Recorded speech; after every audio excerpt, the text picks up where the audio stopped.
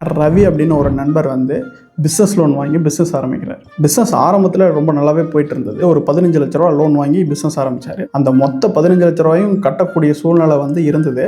ஆனால் வந்து அதை அவர் கட்டாமல் காரு வீடு அப்படின்னு எல்லாம் கட்டிட்டாரு. அந்த 15 லட்ச ரூபா லோன் அப்படிங்கிறதையும் வந்து எக்ஸ்ட்ரா இன்னொரு 10 லட்சம் வாங்கி ஒரு 25 lakhs பிஸ்னஸ் லோன் அப்படின்னு வச்சுருக்காரு. இப்போ வந்து ஒரு 6 மாதமாக பிஸ்னஸே வந்து ரன் ஆகலை. கடன் வட்டி மேலே வட்டி ஏறிக்கிட்டே இருக்குது. அவர்கிட்ட கேட்டோம் அப்படின்னா, நான் வந்து என் பொண்டாட்டி பொண்ணை பேச கேட்டு இந்த மாதிரி பண்ணிட்டேன் அப்படிங்கிற மாதிரி சொல்கிறாரு. சியா வந்து என்ன சொல்கிறாரு அப்படின்னா, இது என்னோட கர்மா அப்படின்னு சொல்லி முடிச்சிட்றாரு. நான் யாருக்கும் கெடுதல் பண்ணல, யாருக்கும் நான் வந்து துரோகம் நினைக்கல, பிஸ்னஸ் தொழிலையும் வந்து சரியாக தான் பண்ணிட்டு இருந்தேன், என்னோட கர்மா இந்த மாதிரி ஆயிடுச்சு அப்படின்றாரு.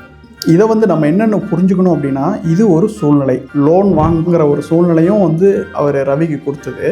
லோன் வாங்கினார். லோன் வாங்கிறது அப்படிங்கிற செயலை செஞ்சது அவர் தான். மனைவி பிள்ளைங்க எல்லாருமே வந்து இந்த பிஸ்னஸ் லோனை வந்து அடிஷ்னலாக வாங்கி வீடு ஒன்று கட்டிடலாம் அப்படிங்கிற மாதிரி எல்லாமே வந்து ஒரு ஐடியா கொடுத்தாங்க.